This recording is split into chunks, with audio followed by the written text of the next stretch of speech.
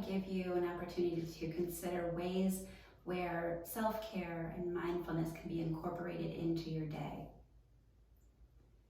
So think of a time when a child or spouse or someone that's special to you has come to you with an issue that they wanted to talk to you about. And during those times, while we might be listening, we might also be thinking about how we want to respond. We might be thinking about a time when something similar happened to us, or about maybe a great piece of advice that we want to share with that person. So I encourage you to practice bearing witness, which means that you create some space. You create space for that person to come to you and be themselves, and you're not there to respond. So in a way, this takes any potential pressure that you might feel. It takes that completely off the table. You're just there to be a sounding board to that person. And by doing so, they probably likely will find resolve to their issue, but you then get to practice this bearing witness, which personally, I know when I do this, it definitely changes the relationship. And I also notice in myself, if I can create that space between my own thoughts, worries, fears, and myself, my inner self, that is the practice of mindfulness.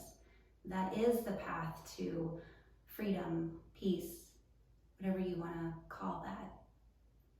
So I encourage you to try bearing witness the next time someone wants to talk to you about something. And you don't have to let that person know, oh great, hold on, I want to do this thing. You just do it internally and see what happens in that conversation. The next opportunity to practice self-care would be bringing mindfulness into everyday things that you do. So sometimes for me, this is making coffee. I like the process of making pour-over coffee, and it is a process. It's not the quick K-cup situation. I have filters, I have to fold them in a certain way, I have to get the water to a certain temperature, I have to get the coffee ground to a certain consistency. It takes time, but I love the end result. And it's worth it to me to take that time, not just so I can have a great, delicious cup of coffee, but also so that it's a ritual, and that ritual becomes sort of a meditation in itself. And you might have something in your life that you do on a regular basis, but once in a while try and just be with what that task is. All of us could brush our teeth, or take a shower, or apply lotion. Next time you're applying lotion, maybe just maybe take the time to really use your hands to massage those tight places. So this place in between our thumb and forefinger, for example. Really take the time to massage that area of tension. Really feel the skin of your hands as you apply the lotion. Take your time, feel what you feel. Are your hands warm? Are they cool?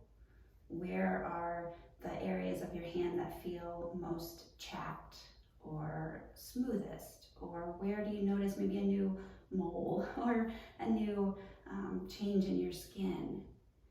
That's very different than I'm putting on lotion as I'm looking at this thing on TV or my computer, or now my phone is ringing. Oh, I gotta get this lotion on so I can grab my phone. It's really, you're doing the same thing, right? End result, lotion on your hands.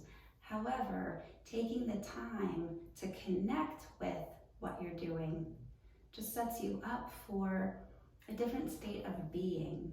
And again, it's creating a little bit of space between the thought and the person.